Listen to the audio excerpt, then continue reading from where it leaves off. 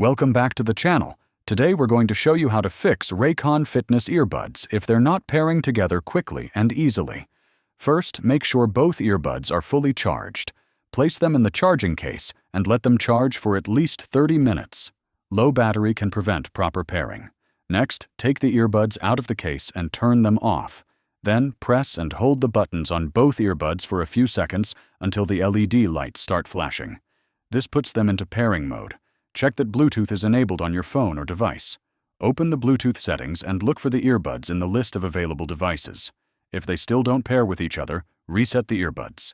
To do this, place them back in the case. Press and hold the buttons for 10 to 15 seconds until the lights blink rapidly, then remove them and try pairing again.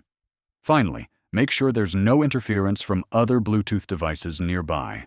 Sometimes other active connections can prevent the earbuds from linking properly.